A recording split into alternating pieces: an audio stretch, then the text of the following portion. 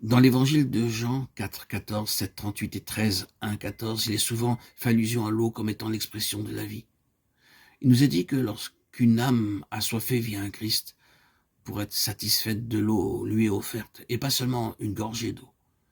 Celui qui boira de l'eau que je lui donnerai n'aura jamais soif, et l'eau que je lui donnerai deviendra en lui une source d'eau qui jaillira jusque dans la vie éternelle. Jean 4, 14.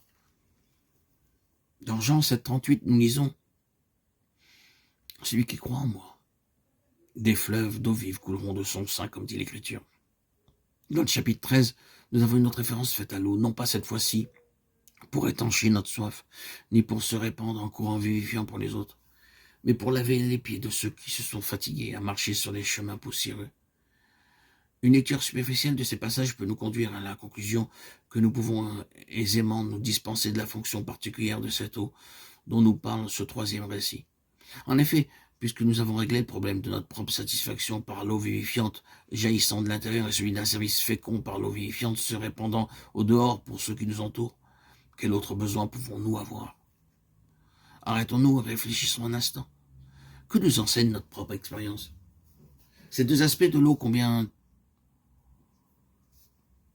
comblent-ils nous tous nos besoins? N'avons-nous pas connu des périodes où, malgré la plénitude de la vie spirituelle qui nous a été accordée, nous nous sommes sentis sans vie? Nous voyons vraiment l'abondance de cette vie qui répand ses eaux, mais il n'y a aucune manifestation de cette plénitude de vie dans notre marche. Nous traînons péniblement les pieds sur le chemin. Que nous manque-t-il? Il nous manque ce dont nous parle Jean dans ce 13e chapitre de son évangile.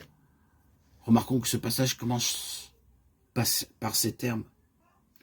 Jésus, sachant que son heure était venue de passer de ce monde au Père, ayant aimé les siens qui étaient dans le monde, mit le comble à son amour pour eux. Le Seigneur n'a pas fait cela à cause des péchés de ses disciples, mais pour preuve de son amour envers eux. Pendant tout ce temps, le Seigneur les avait aimés, et il leur avait donné des preuves évidentes de son amour. Mais avant de les quitter, il désirait leur dire par cet acte qu'il les aimait jusqu'à la fin, continuellement sans cesse. Le lavage des pieds des disciples n'était pas une chose limitée dans le temps. Cet acte a un caractère permanent, car il est l'expression d'un amour qui aime jusqu'au bout, continuellement, en permanence. Si les saints veulent achever leur course, ils devront connaître le rafraîchissement que procure le lavage continuel de leurs pieds, et en retour, ils procureront ce même rafraîchissement à leurs compagnons de voyage. Pierre, en accord avec son caractère impulsif, a protesté lorsque le Seigneur a voulu lui laver les pieds.